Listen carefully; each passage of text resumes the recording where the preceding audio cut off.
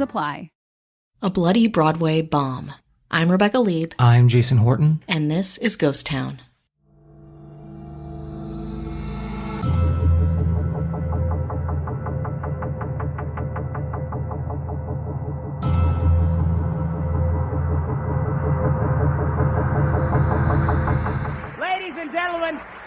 Ladies and gentlemen, our new king and queen will be Tommy and Carrie by one vote.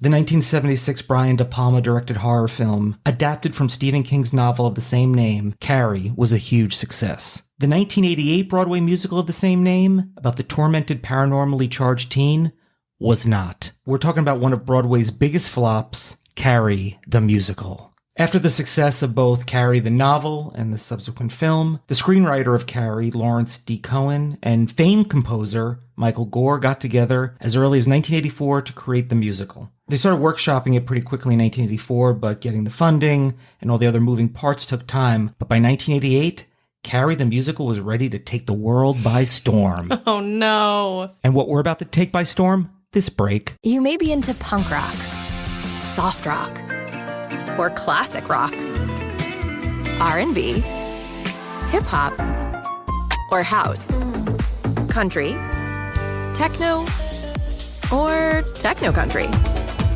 But no matter what kind of music you listen to, here's something else you should hear. Please consider getting vaccinated. Talk to your pharmacist today about Comirnaty, COVID-19 vaccine mRNA. This message brought to you by BioNTech and Pfizer.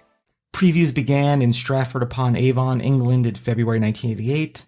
Besides script and tech problems, like the pig blood scene, pretty iconic, pretty famous if you're familiar with Carrie, it would cause the actor playing Carrie's microphone to malfunction because there's fake pig's blood in her microphone. Yeah, that's something you seem like you need to get right, considering most people who have not seen the movie just know that scene. Barbara Cook, who played Carrie's mother, hysterical, she was very religious, iconic character.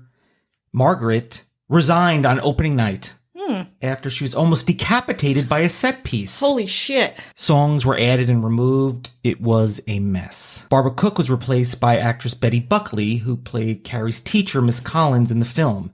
And in Eight is Enough, the TV show, which I've wanted to do an episode on for a while because there's a lot of tragedy that happened within that show and the people that were cast members. Let's do it. The show opened for previews on April 28th, 1988, to mixed reactions. At the curtain call, it was either applause or loud boos. It happened to be sold out every night, but the financial backers were like, no, we want our money back. After 16 preview performances, Carrie the Musical officially opened on May 12th, 1988, and officially closed on May 15th after only 5 performances. Wow. And there's no official recording of Carrie the Musical. No soundtrack. Wow. Some bootlegs out there though? Anyone? There are. There's some you can find some bootlegs. Okay. We've got the first picture in the playbill. It's Lindsay Haitley and Betty Buckley. Very strange. It looks like it would be cool. And again, this is not a slight on the acting and performances.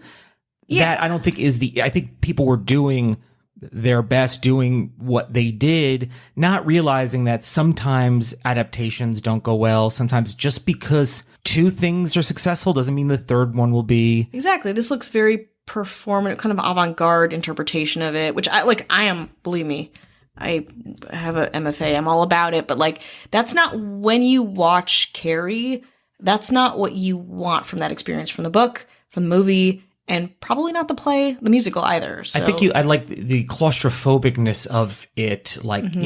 Even if it's during the prom scene, which is pretty iconic, or, in her room or getting locked in the closet, they feel like that terror. Yeah. In a big open stage, I feel like something might be lost in it. Yeah. Nobody wants to see a Dada version of Carrie, pay a lot of money to do it. And nobody, as you were talking about it too, wants to, I was thinking about getting booed at it. You're an actor in this show that sucks.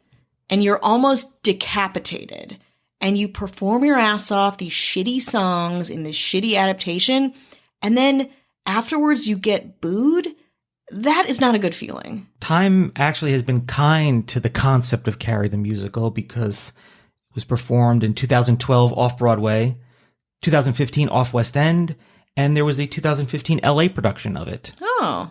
So I think when they redid these, they, I think, cut some of the songs, changed some of the stuff up, but it was loosely based on the original musical and, of course, the source material previously. So I think people have been kind to a lot of things that were reviewed poorly now. Yeah. You have hindsight to look back at it.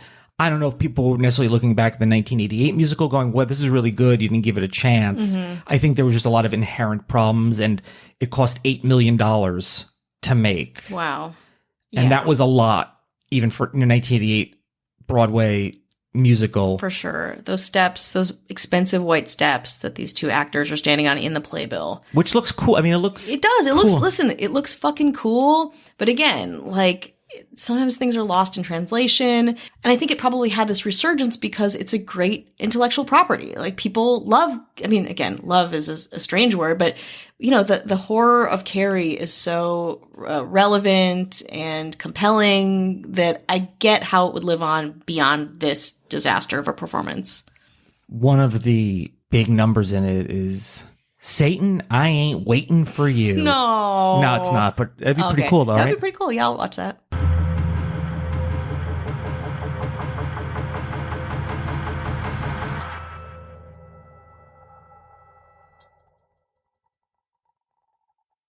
You may be into punk rock, soft rock, or classic rock, R&B, hip hop, or house, country, techno, or techno country. But no matter what kind of music you listen to, here's something else you should hear. Please consider getting vaccinated. Talk to your pharmacist today about Comirnaty, COVID-19 vaccine mRNA. This message brought to you by BioNTech and Pfizer. I have PenFed, that's a fact. I have PenFed, that's a fact. My credit card purchases get me cash back. My credit card purchases give me cash back. No one else gets these rewards. Sergeant, that is just plain untrue. What in tarnation? Sir, PenFed's Paracash Rewards Card isn't just for military members. Anyone can get cash back on all purchases. Ah, Figgins, you've ruined my favorite song. PenFed Credit Union. Visit PenFed.org/PowerCash. To receive any advertised product, you must become a member of PenFed, insured by NCUA.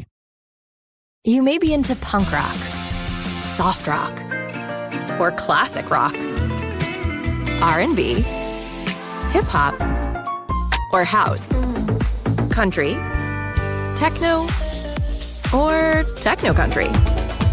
But no matter what kind of music you listen to, here's something else you should hear. Please consider getting vaccinated. Talk to your pharmacist today about Comirnaty, COVID-19 vaccine mRNA. This message brought to you by BioNTech and Pfizer.